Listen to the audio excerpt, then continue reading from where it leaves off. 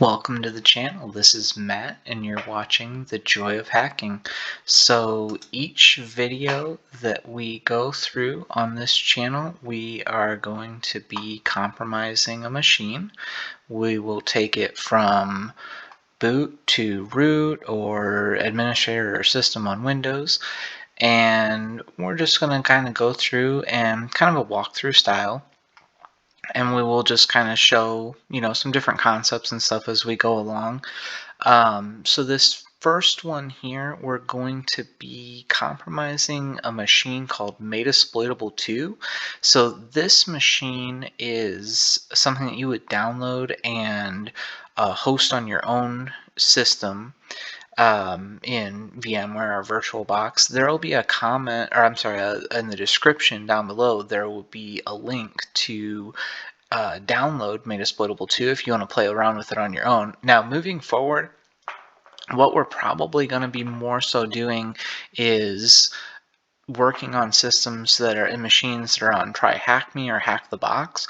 But that being said, I'm completely open to suggestions. If there's anything in particular that you guys want to see, just leave me a comment. Let me know the name of the system, the name of the machine, and where I can find it at.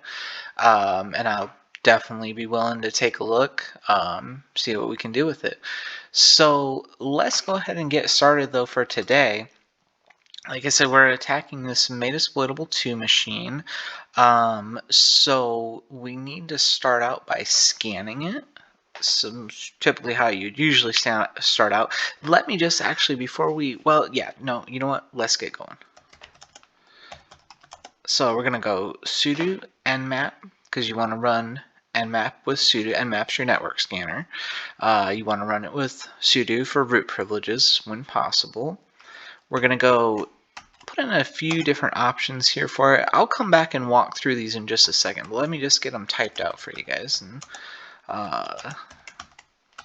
search on nmap.txt, and then the IP address of the machine. Bear with me here 1 second. Let me look that up. It is 192.168.92.131. See if I can remember that. 192.168.92.131. Yeah, okay. And then to go back here real quick, so we've got our -A, our switch A.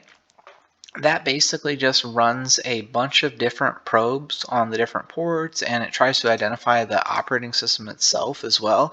Now that can actually be a little bit dangerous of an option to run in production. It's really loud and it blows a bunch of weird crap into the different ports to try to, observe their responses to, and that's how it tries to determine, like, hey, it's this version of this software, it's this operating system, whatnot. So that can get kind of messy, but here we're not going to worry about that too much. It'll be fine. Then next is your switch T4. So T is for timing, and don't quote me on this, but I believe that goes from between 1 to 9. So the smaller the number, the slower that it scans, and the quieter it will be, and the less stressful it'll be on the link. The higher the number, the faster it goes, and the more likelihood it's going to cause some kind of problems. It might miss things, it might drop packets, it might, worst case scenario, really mess with the system on the other end, because it won't be expecting to get, it won't necessarily be able to handle all those packets being blown out to it at one point, all at once. So 4 is a pretty good middle ground for general purpose scanning.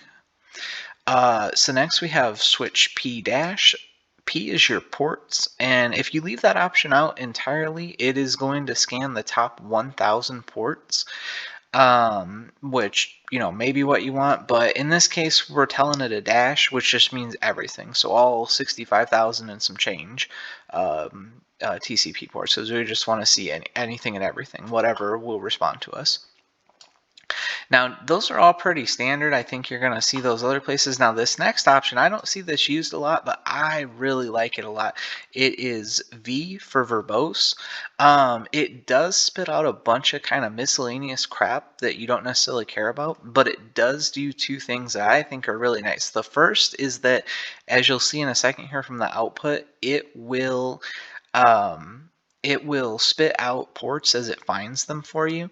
And so if you don't have anything else to do, like you're working on a single CTF, capture the flag machine, or something of that nature, and you're just waiting for the scan to complete so that you know what to start working on, this might spit something out for you that right off the bat, like, hey, it has port 80 open. Oh, okay, cool. So I can open that in a web browser, or, whatnot, or has SMB open. Okay, so cool. So I can, SMB client to it or whatever, and just start working on something while you wait for the rest of the scan to finish.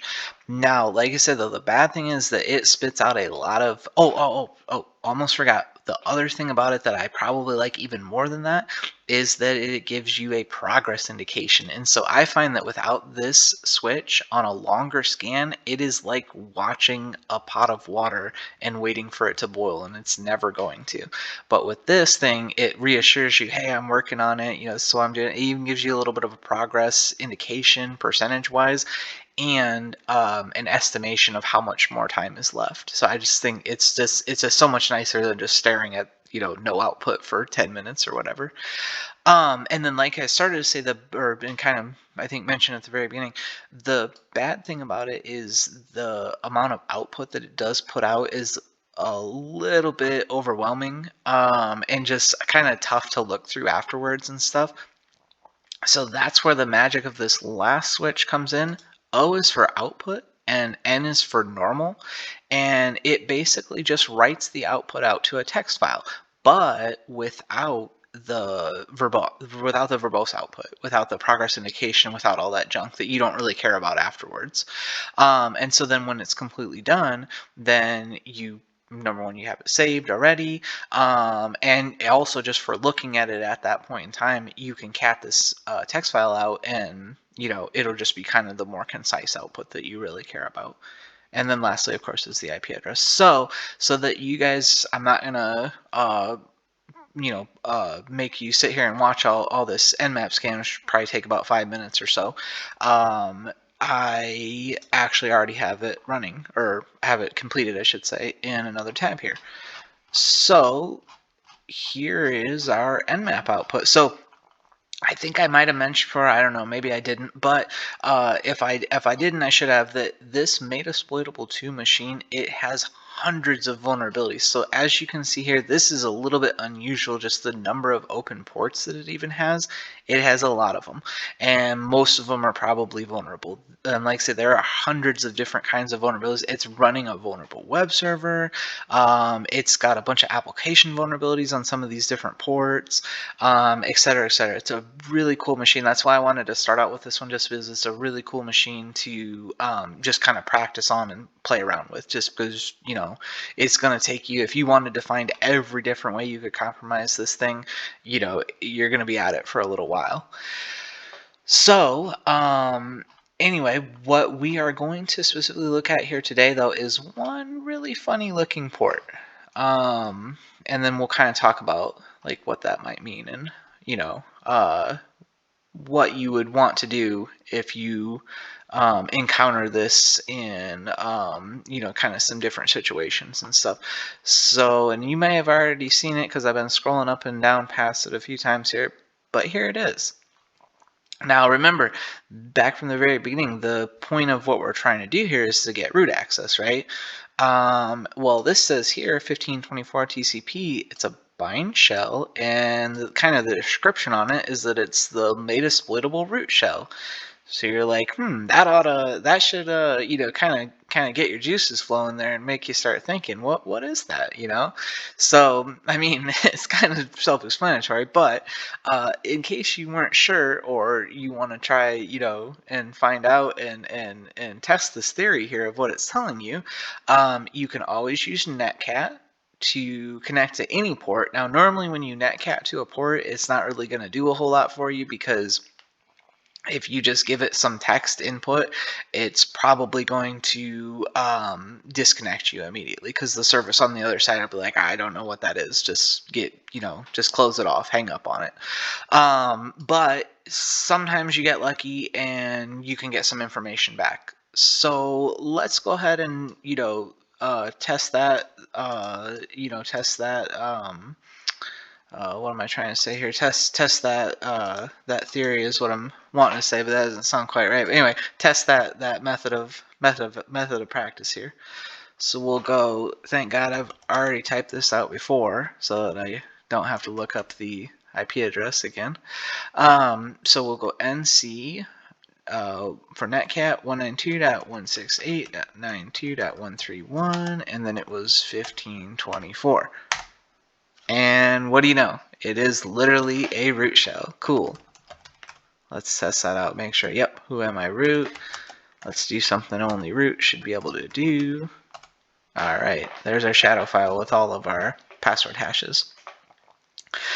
Okay, and so I just wanted to point that out for two reasons. One, just kind of some quick lessons learned here is that when you're doing like a try hack me or a hack the box, sometimes you get a win button like this. You get low hanging fruit that's hanging so low that you don't even have to hardly reach up to grab it. And whenever you find something like this on a capture the flag or something, hey, that's really cool. Go for it. Don't make life more difficult for yourself than it needs to be, because what you were trying to do was to gain root access on the machine. And hey, you gained root access on the machine. That's great. That's completely fine. Now, if you do ever see this, though, I just wanted to point out, if you do ever see this in a production environment, like on a pen test that you're doing for a client, that's a completely different story. Because what that probably indicates is that that client has actually been compromised for real by an actual real life bad guy. And so at that point, you need to stop the presses, stop the work. You need to go to the client and explain to them that, hey, this probably means that you've actually suffered a real compromise. And at this point, they need an incident response team. They don't need a pen test anymore. So anyway, just wanted to kind of throw that out there, point that out. Just a little couple teaching moments there. We looked at how to do a scan, looked at some of the output, got our root shell. That's ultimately what we were trying to do. All right, so that's pretty much it for today. So if you're just checking in and this is the first video, and there's nothing else to watch for right now, don't worry too much, because there's going to be some more videos coming out. But that being the case, I would like to take a moment to remind you, just do me a favor, hit the like button on this, and do yourself a favor and subscribe and turn on your notifications so you don't miss any of the cool videos that we're going to be coming out with moving forward. And so that's it for now. See you later, and have a good rest of your day.